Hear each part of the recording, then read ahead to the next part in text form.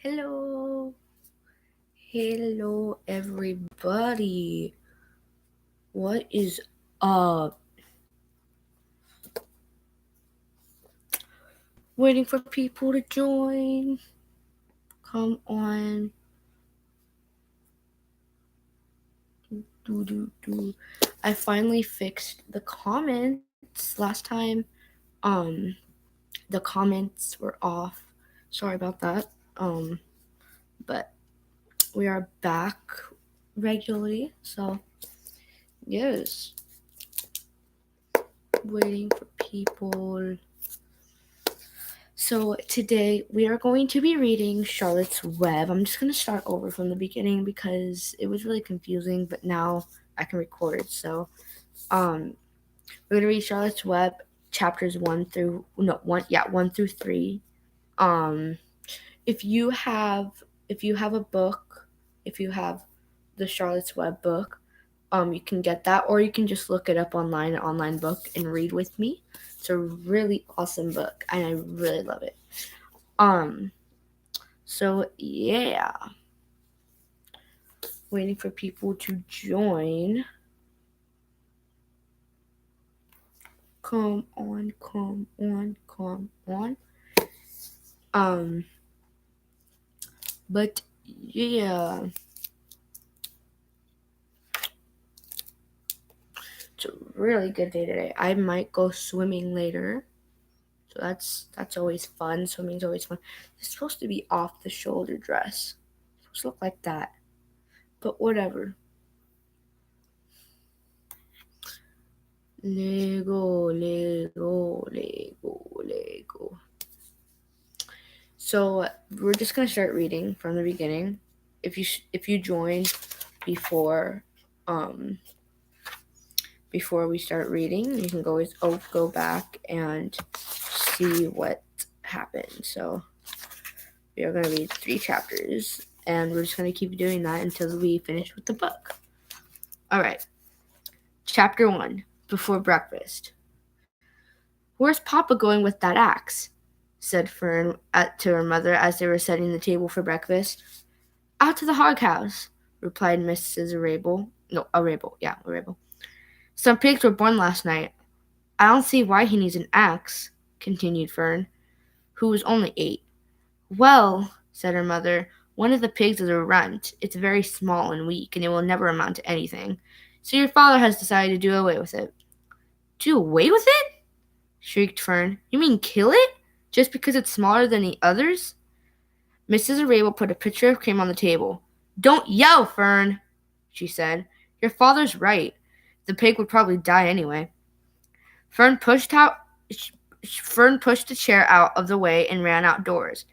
The grass was wet and the earth smelled of springtime. Fern's sneakers were soaking by the time she caught up with her father. "Please don't kill it," she sobbed. "It's unfair." Mrs. Arable stopped. Mr. Arable stopped walking. "Fern," he said softly or gently, "you will have to learn to control yourself." "Control myself?" yelled Fern. "This is a matter of life and death, and you talk about controlling yourself?" Tears ran down her cheeks, and she took a hold of the axe and tried to pull it out of her father's hand. "Fern," said Mr. Arable, "you know more about raising a litter of pigs than you. No, I know more about raising a litter of pigs than you do. A weakling makes trouble. Now run along." "But it's unfair," cried Fern. "The pig couldn't help being born small, could it? If I had been very small at birth, would have you killed me?" Mr. Rabel smiled. "Certainly not," he said, looking down at his daughter with love. "But this is different. A little girl is one thing, a little running pig is another." "I see no difference," replied Fern, still hanging on to the axe. "This is the most terrible justice. This is the ter. This is mo-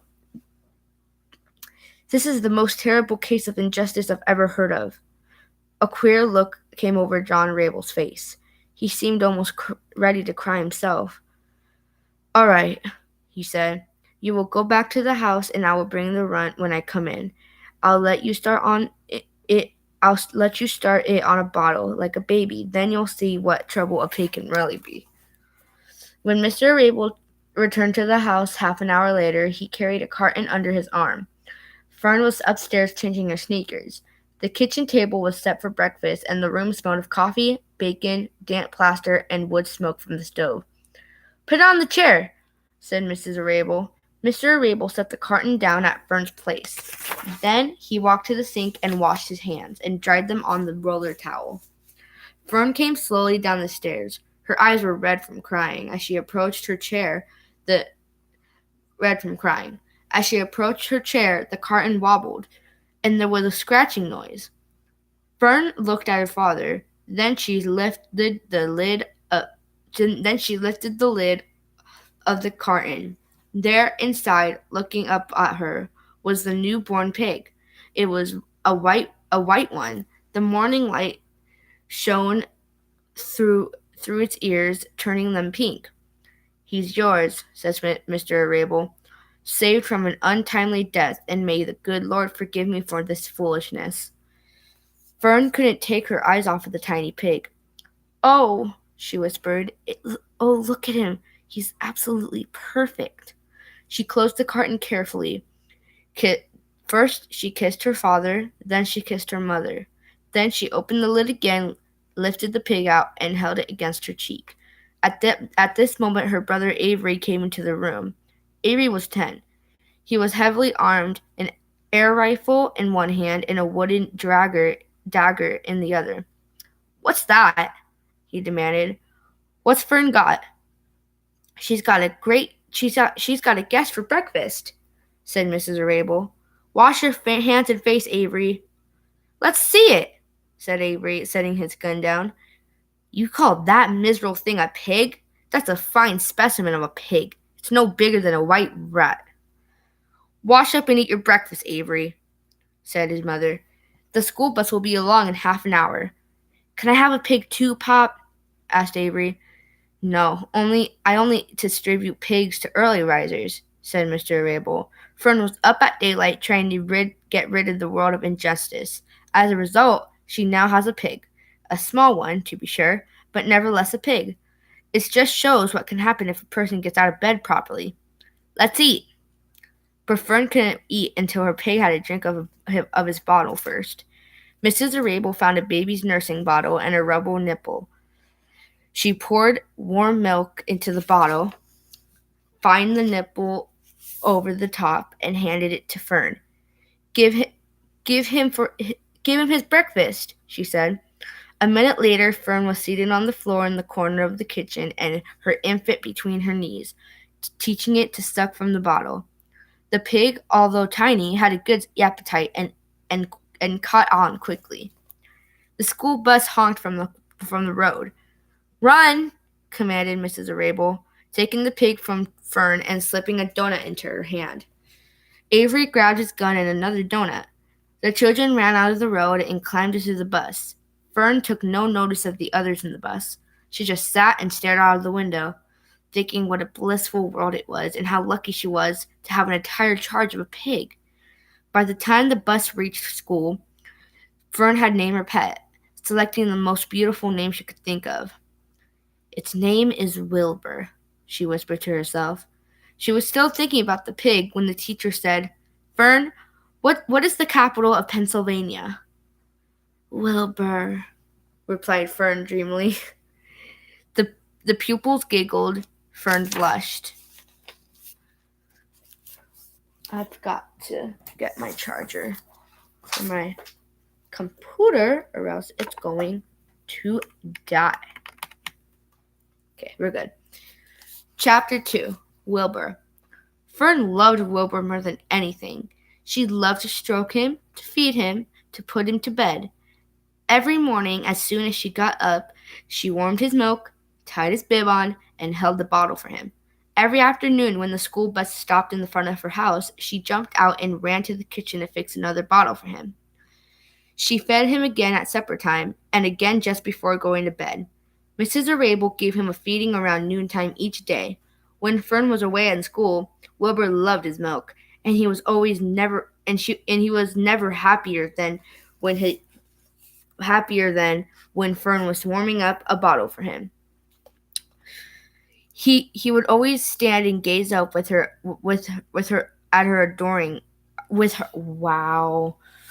He would stand and gaze up at her with adoring eyes. To live in a box near the stove in the kitchen. Then, when Mrs. Arable complained, he moved to a bigger box in the woodshed. At 2 weeks of age, he was moved outdoors. It was apple blossom time, and the days were getting warmer. Mr. Rabel fixed a small yard specifically for Wilbur under an apple tree and gave him a large wooden box full of straw, with a doorway cut in it so he could walk in and out as he pleased. "Won't he be cold at night?" asked Fern. "No," said her father. "You watch and see what he does." Carrying a bottle of milk, Fern sat down under the apple tree out inside the yard. Wilbur ran to her and she held the door for him while he was sucked. When he had finished the last drop, he grunted and walked sleepily into the box. Fern peered through the door. Wilbur was poking the straw out his snout. In a short time he had dug a tunnel in the straw. He crawled into the tunnel and disappeared from sight, completely covered with straw. Straw? Stray? Okay. Straw. Fern was enchanted. It relieved her mind to know that her baby would sleep covered up and would stay warm. For those who are reading online, this is the picture in the book.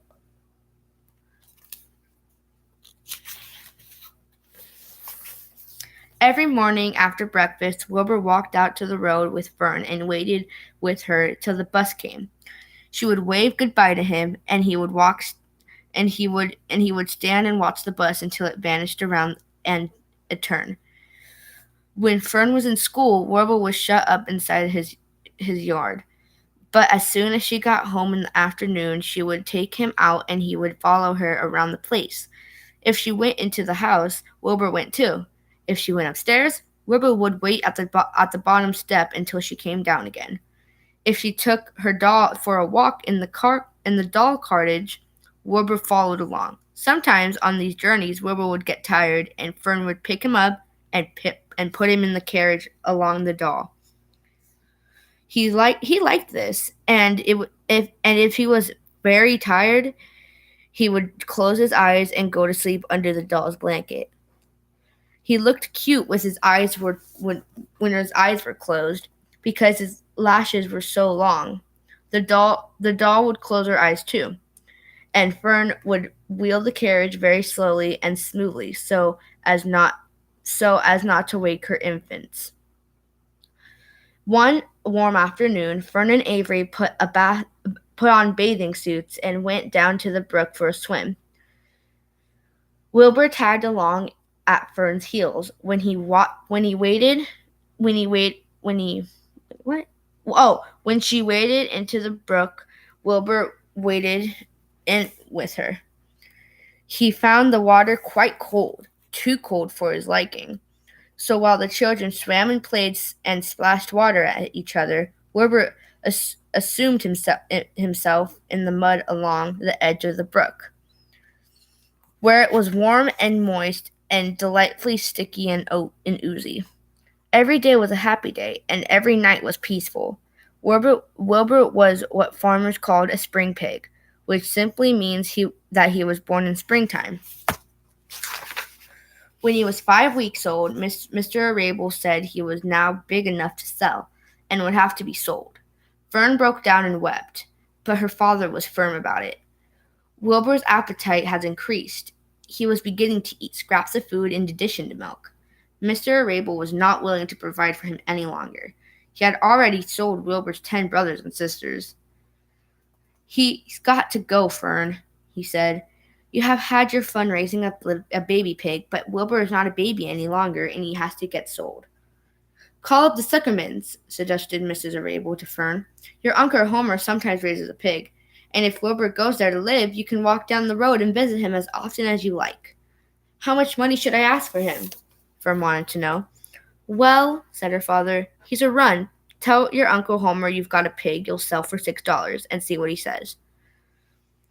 It was soon arranged. Fern phoned and got her Aunt Edith, and her Aunt Edith hollered for Uncle Homer, and Uncle Homer came in the barn and talked to Fern. When he heard that the price was only $6, he said he could buy the pig. Next day, Wilbur was taken from his home under the apple tree and went to live in a manure pile in the cellar of Suckerman's barn. So I decided, because I'm getting a headache, I don't know why, but I decided that we're going to read 1 through 2. So chapters 1 through 2. But we're just going to have to find out what happens to Wilbur in the barn, I guess. If you liked this live, please like it and comment what's your favorite book. I'm going to do my next stream maybe this week, and I might do live again in class. You'll never know until you watch my streams. All right. Well, I hope that you guys have a wonderful day and a blessed day too. Like, subscribe if you want, and comment your favorite book. All right. I'll see you guys later. Bye.